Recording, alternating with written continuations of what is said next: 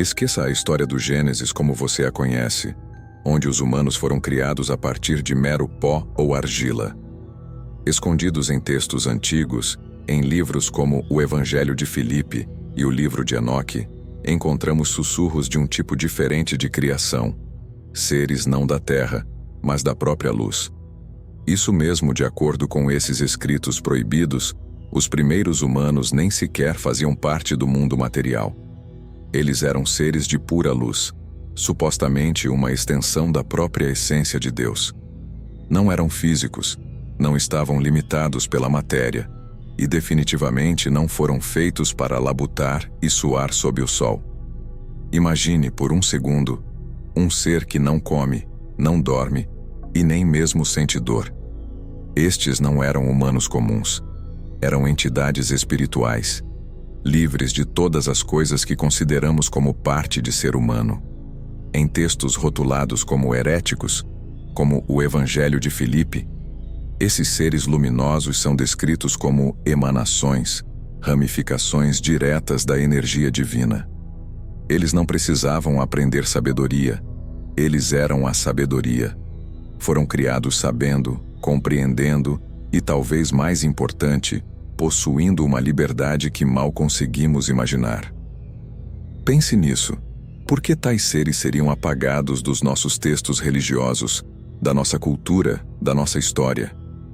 Esses textos sugerem que esses seres de luz tinham uma conexão com Deus que era pura e sem intermediários, sem sacerdotes, sem templos, sem rituais. Sua própria existência era um ato de adoração, e com esse tipo de conexão, quem precisa de um mediador? Isso desafia tudo o que as religiões estabelecidas afirmam para guiar a humanidade espiritualmente. Se esses seres luminosos existiram, então qual o papel da religião organizada? E não são apenas os evangelhos gnósticos que os mencionam. Outros manuscritos antigos insinuam ideias semelhantes, de textos sumérios a registros egípcios, como se culturas antigas quisessem nos dizer que as origens da humanidade talvez sejam muito mais complexas, até celestiais. Alguns textos vão ainda mais longe, sugerindo que esses seres eram os verdadeiros humanos, enquanto o que consideramos como humanos hoje era uma versão física degradada criada posteriormente. Segundo essas fontes, é como se nossos corpos, com todas as suas falhas e limitações, fossem uma espécie de prisão para a alma, um reflexo pálido do que a humanidade já foi. Então, aqui está a questão que precisamos fazer.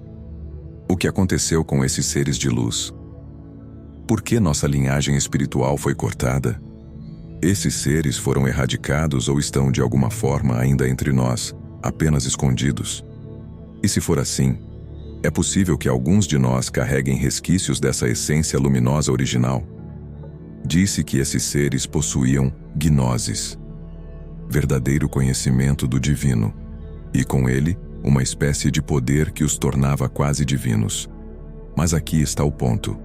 Esse conhecimento, essa gnosis, foi considerado perigoso, proibido. Porque saber a verdade sobre sua própria origem seria considerado uma ameaça. É aí que a conspiração toma forma. As autoridades, chame-as como quiser, igreja, sociedade, autoridade, não estão interessadas em indivíduos com conhecimento verdadeiramente independente.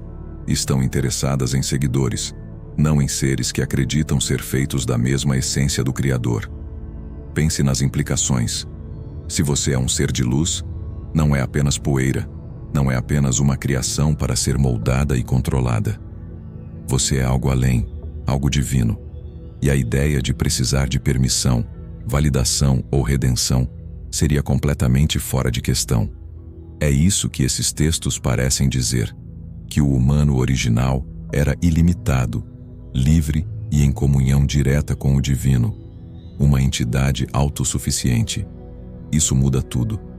Talvez a razão pela qual nunca ouvimos falar desses seres de luz seja porque é um conceito poderoso demais. Se você soubesse, se todos soubessem, isso mudaria completamente a estrutura de poder, o sistema de controle que está em vigor há milhares de anos. Esses seres terrenos, vamos chamá-los de o segundo tipo, não foram tanto criados como foram construídos, e por um ser que está longe de ser o Criador benevolente que fomos ensinados a acreditar. Aqui entra o conceito do demiurgo, um termo que você não vai encontrar nas escolas dominicais típicas. De acordo com os escritos gnósticos, o demiurgo é o arquiteto do mundo material. Ele é retratado como um tipo de Deus menor, invejoso, que prendeu a centelha divina em camadas de terra, carne e osso. E por quê? Para garantir um nível de controle.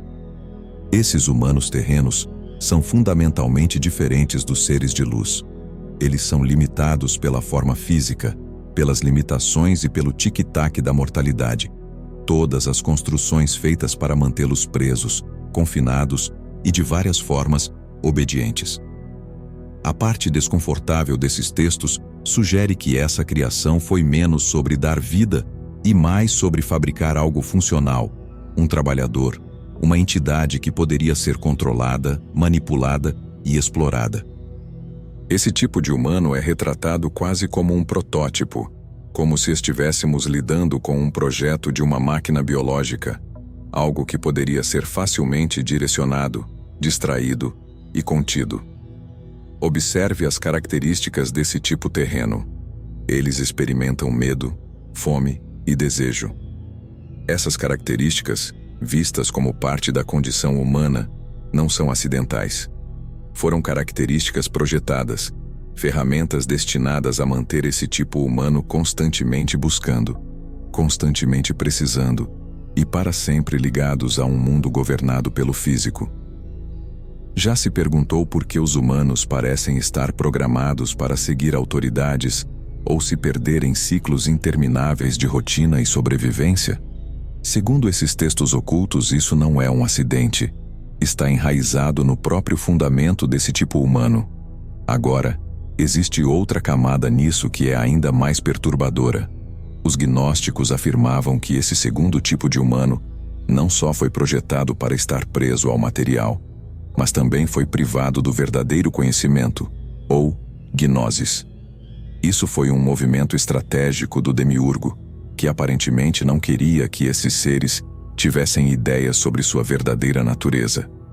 Assim, os humanos terrenos foram deliberadamente concebidos para depender de intermediários, de sistemas, de líderes, de religiões. Eles foram mantidos no escuro, apenas o suficiente para aceitar as coisas como lhes foram contadas, nunca percebendo que estavam programados para uma vida de obediência. Os gnósticos não estavam apenas dizendo que a humanidade era limitada, estavam dizendo que ela foi intencionalmente limitada. Imagine isso. Uma população projetada para ser dócil, para aceitar o que está à sua frente sem questionar muito, e para confiar em sistemas que prometem salvação ou ordem, mas que nunca realmente entregam isso. Pense nas implicações disso. Não é apenas um design biológico, é um plano para o controle social, um plano que vem sendo executado há milênios. Esse tipo humano terreno é precisamente o que as narrativas convencionais promovem. É a história com a qual todos crescemos, aquela onde os humanos são fracos, precisam ser salvos e existem para servir a algum propósito superior, muitas vezes misterioso. Mas se essa história foi criada para nos impedir de descobrir a verdade sobre nossas origens, então qual é a verdadeira razão por trás disso tudo? Mas agora, falemos de um tipo completamente diferente. Os humanos nascidos do fogo. Esses humanos de fogo não são apenas espirituais ou materiais. São algo inteiramente único. Veja, textos antigos persas e alguns dos escritos apócrifos menos conhecidos se referem a um terceiro tipo de humano, um que carrega dentro de si uma força imprevisível e imparável. E essa força é descrita como fogo, não uma chama literal, mas uma energia intensa e incontrolável que pode tanto criar quanto destruir. Esse tipo não se encaixa facilmente em nenhuma categoria. Diferente dos seres de luz, eles não são puramente divinos, e diferente dos humanos terrenos, eles não estão completamente atados ao mundo material. Em vez disso, carregam uma mistura explosiva de ambos os mundos, caminhando na linha entre a iluminação e o caos. Esses são os humanos que se rebelam, que desafiam os limites, que não conseguem ficar parados ou se contentar com respostas convencionais. São os visionários, os revolucionários, aqueles que mudam tudo. Textos os descrevem como seres com uma fúria divina e uma fúria criativa, entidades que não aceitam apenas a realidade, mas a remodelam. É como se eles tivessem uma centelha interna que os leva a romper, a desmantelar e a exigir respostas para perguntas que a maioria preferiria ignorar. Agora, aqui está onde fica realmente intenso. Alguns desses escritos antigos sugerem que esses humanos nascidos do fogo eram vistos como perigosos, não para o universo ou para a criação, mas para os que estão no poder. Porque se você tem um grupo de humanos que são ao mesmo tempo destemidos e insaciavelmente curiosos, eles se tornam uma ameaça para qualquer forma de controle. E tem mais. Esses textos não apenas descrevem essas pessoas como lutadores, mas como criadores, pessoas capazes de canalizar esse espírito para manifestar novas ideias, sociedades ou até mesmo novos caminhos espirituais. Isso não é apenas uma linguagem metafórica. Algumas fontes antigas sugerem que esses nascidos do fogo são literalmente mais conectados ao divino do que os outros tipos, dando-lhes uma capacidade quase sobrenatural de trazer mudanças.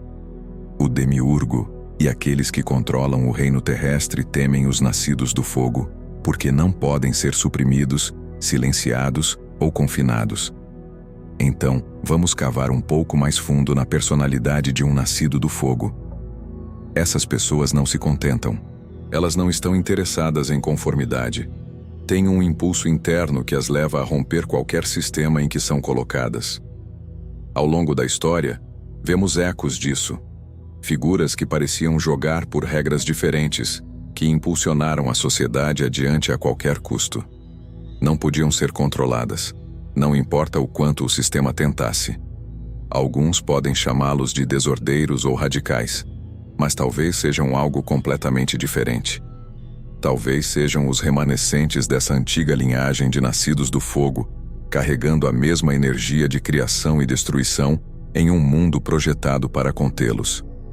Todos já ouvimos a frase: "A história é escrita pelos vencedores", mas quando se trata de textos antigos, especialmente os que tratam das origens humanas e do nosso propósito, parece que a história foi reescrita, enterrada ou simplesmente apagada por aqueles que tinham algo a perder.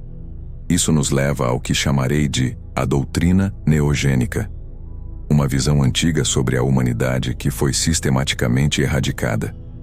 Trata-se de uma ideologia que divide a humanidade em 3 tipos distintos: luz, terra e fogo. Mas há algo importante.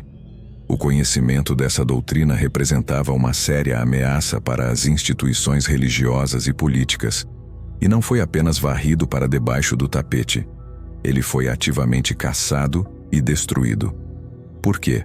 Porque a doutrina neogênica pinta uma imagem da humanidade que não é simples, não é uniforme e definitivamente não é dócil. A ideia de que as pessoas nascem com qualidades inerentes, que alguns carregam uma essência divina inata, enquanto outros são projetados para o controle, derrubaria tudo. Isso desmantela a ideia de que cada pessoa deveria se conformar ao mesmo molde, seguir o mesmo caminho ou aderir ao mesmo conjunto de crenças. Em vez disso, a doutrina sugere um mundo onde a humanidade é mais complexa, com diferentes pessoas possuindo diferentes tipos de potencial, alguns puramente espirituais, outros terrenos e outros ainda ardendo com um poder transformador. Esse tipo de mensagem não se encaixa com sistemas construídos sobre controle e conformidade. Vamos olhar para como essas antigas autoridades operavam. Textos que falavam de ideias neogênicas, que descreviam a humanidade como multidimensional, eram considerados heréticos e erradicados com propósito. A biblioteca de Nag Hammadi, os manuscritos do Mar Morto, até esses textos mal escaparam da destruição, e eles são apenas os fragmentos que sobreviveram. Pense nisso. Quanto já perdemos? Quantas ideias foram apagadas porque não se encaixavam na narrativa de uma humanidade uniforme e obediente? E não foram apenas as autoridades religiosas que queriam que essas ideias desaparecessem. Governantes políticos também entendiam os perigos de uma população consciente de sua própria complexidade. Uma sociedade que sabe que seus membros são únicos, com capacidades espirituais e mentais distintas, é uma sociedade que questiona, que exige, que se opõe. Uma sociedade consciente de suas origens diversas não aceita o controle facilmente. E a doutrina neogênica deixa claro: alguns humanos sempre foram destinados a questionar, a cavar mais fundo, a resistir. Essa doutrina sugere que o controle nunca deveria ser universal. Ele só existe porque certos grupos escolheram negar às pessoas o conhecimento de suas próprias origens. Ao destruir esses textos, aqueles no poder não estavam apenas tentando apagar algumas ideias. Estavam tentando apagar modos inteiros de ser. Eles queriam moldar todos em uma forma previsível e gerenciável. Essas doutrinas apagadas nos dizem que a humanidade já foi mais conectada, mais dinâmica e muito mais consciente. A tentativa de destruir esses registros não era apenas sobre religião ou heresia, era sobre poder. Poder sobre como nos vemos, nosso propósito e nosso potencial. Aqui está um conceito que abala as bases do que pensamos saber sobre nosso mundo: o demiurgo. Esse não é um criador benevolente que se importa com a humanidade. Nos ensinamentos gnósticos antigos, o demiurgo é a entidade que criou o reino físico, mas não por amor ou sabedoria. Esse ser é mais como um carcereiro, construindo uma prisão material com a intenção de nos manter presos, distraídos e completamente alheios às verdades maiores que existem além.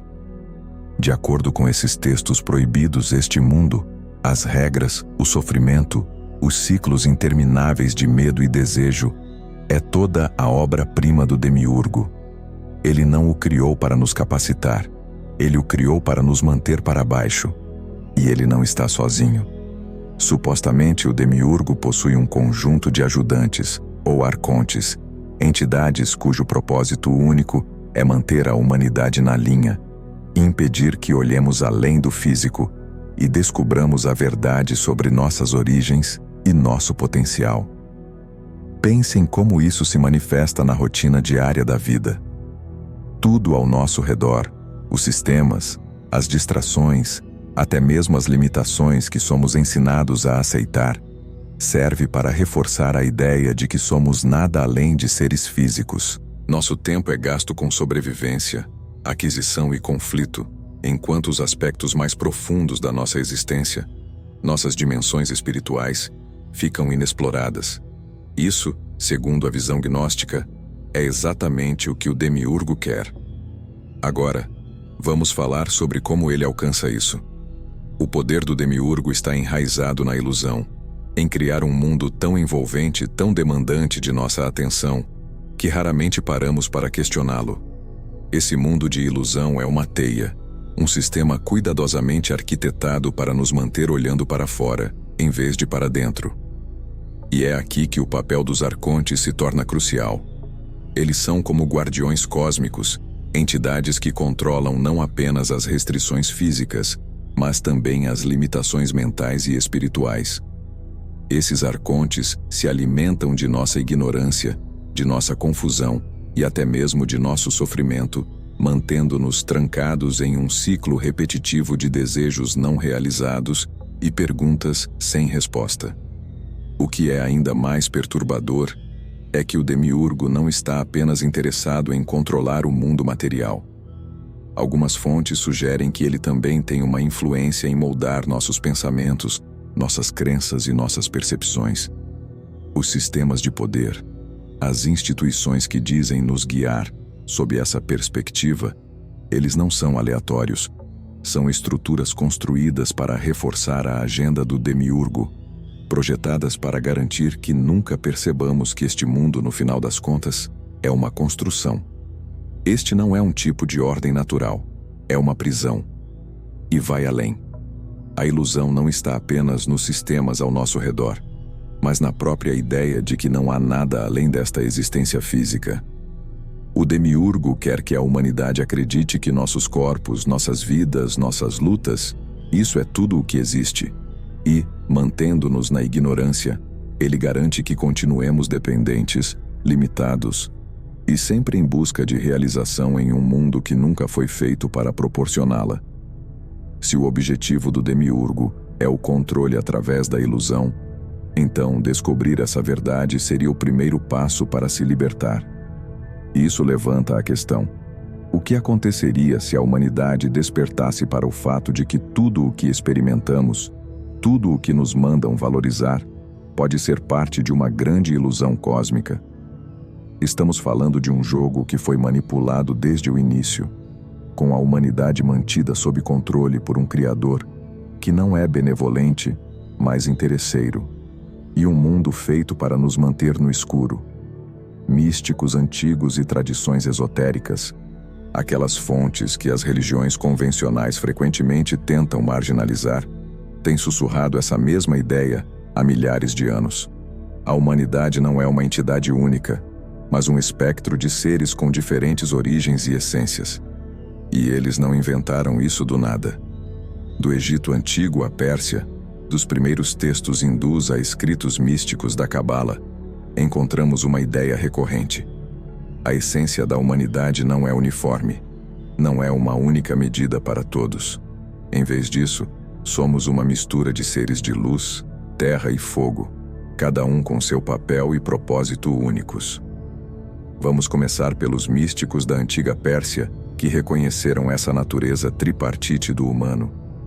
Eles falavam de almas de fogo, que continham a energia crua e incontida de criação e destruição.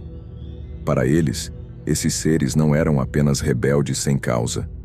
Eles estavam aqui para desafiar o status quo, para trazer mudanças em um mundo que constantemente resiste a isso.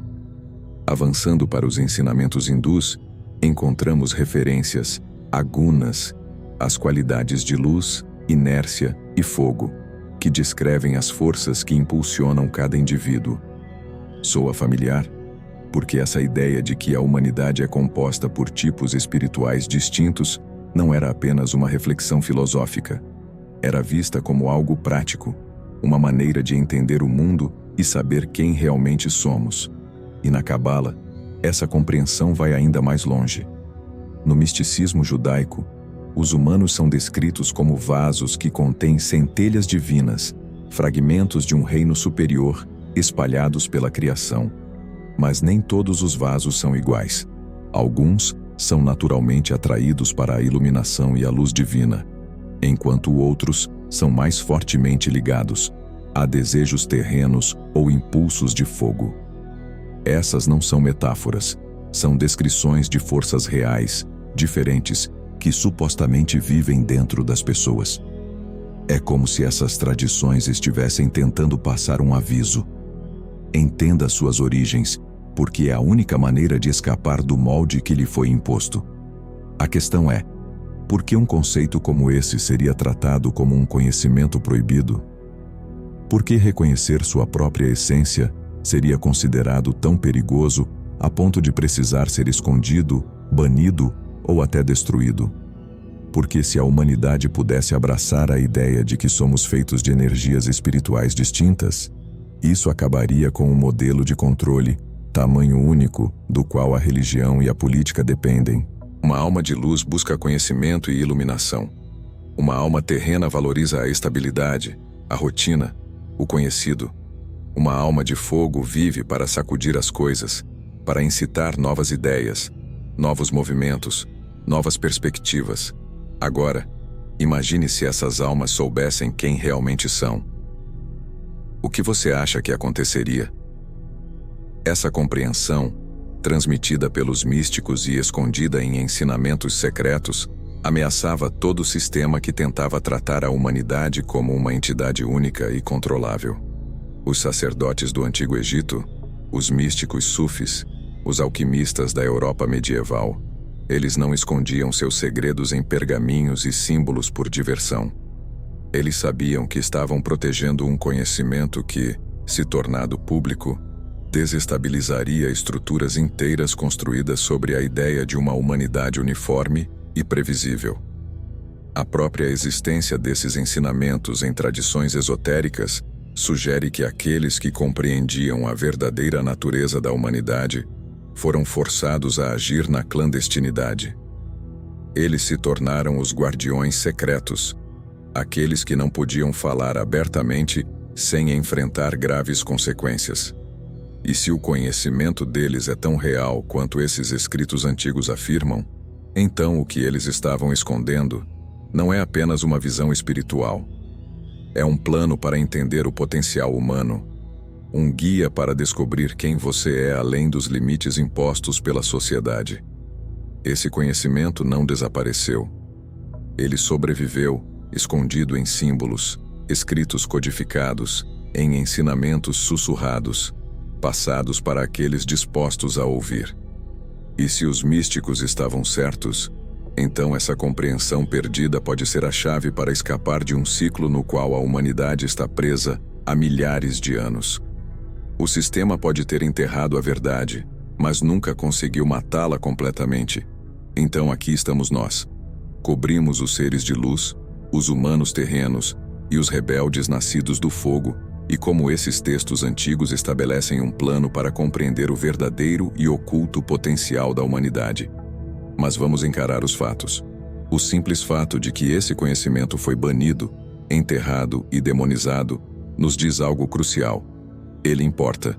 Importava o suficiente para ser escondido, importava o suficiente para ser destruído, e importa o suficiente hoje para nos fazer reconsiderar tudo o que pensamos saber sobre nós mesmos.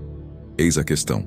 Se aceitarmos a ideia de que a humanidade é composta de tipos diferentes, com origens distintas, não estamos apenas olhando para uma teoria antiga, estamos olhando para uma nova maneira de nos enxergar. Pense nisso. Cada um desses tipos representa um potencial, um impulso, uma vocação. Alguns de nós somos atraídos para o conhecimento, para a espiritualidade, para os mistérios da existência. Outros encontram propósito na estabilidade, no tangível, no aqui e agora. E então há aqueles que sentem um desejo ardente de mudar o mundo, de criar ou mesmo de romper limites.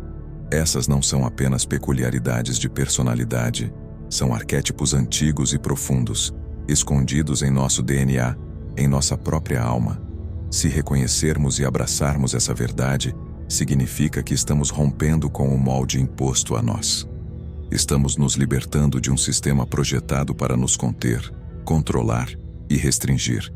E sejamos francos, é exatamente isso que muitos desses textos proibidos tentavam nos alertar. Eles não estavam apenas nos ensinando ideias metafísicas, estavam gritando, tentando nos fazer lembrar de quem somos e do que somos capazes. Mas em algum momento, paramos de ouvir. O potencial desses três tipos de origens não é apenas para explicar nosso passado, é para liberar nosso futuro. Porque se a humanidade se compreendesse nesse nível, se soubéssemos a qual origem antiga estamos conectados, se respeitássemos essas diferenças, as abraçássemos e trabalhássemos com elas, em vez de tentar forçar todos ao mesmo molde, você consegue imaginar o tipo de sociedade que isso criaria? Um mundo onde as pessoas vivem autenticamente, não porque estão seguindo um roteiro, mas porque estão sintonizadas com quem realmente são. Esse é o mundo que esses ensinamentos ocultos ousaram imaginar. Um mundo onde a humanidade não vive na ignorância ou no medo, mas em plena consciência de suas origens e propósito. E honestamente, é por isso que essas ideias foram silenciadas, abafadas e consideradas perigosas. Porque uma humanidade que conhece a si mesma, que reconhece seu próprio poder, não precisa das correntes do controle, não se curva a limitações impostas e definitivamente não se conforma com uma vida de submissão silenciosa. Agora, sei que tudo isso é muita coisa para absorver, e talvez parte disso pareça distante. Mas, se nada mais, esses textos antigos e ideias proibidas nos lembram de uma verdade profunda. Somos mais complexos, mais variados, e mais poderosos do que fomos levados a acreditar. E talvez, apenas talvez, redescobrir essas partes de nós mesmos seja o primeiro passo para recuperar nosso verdadeiro potencial. Obrigado por me acompanhar nessa jornada reveladora. E se tudo isso ressoou dentro de você, talvez esteja pronto para dar um passo além e explorar essas verdades profundas em um nível transformador. É por isso que eu quero te apresentar a Divina Criação, um produto especialmente criado para aqueles que sentem que sua origem e propósito vão muito além das limitações que nos impõem. Nele, mergulhamos em conhecimentos ocultos e práticas milenares para que você possa resgatar sua verdadeira essência e manifestar um potencial que talvez nem imaginasse existir. Se esse conteúdo despertou algo em você, se levantou questões ou abriu seus olhos para uma nova perspectiva, então convido você a conhecer a Divina Criação e redescobrir o poder que reside em sua própria natureza. Afinal, libertar-se é o primeiro passo para viver em plena consciência e transformar sua realidade. E lembre-se, liberte-se pelo conhecimento, transforme-se pela percepção.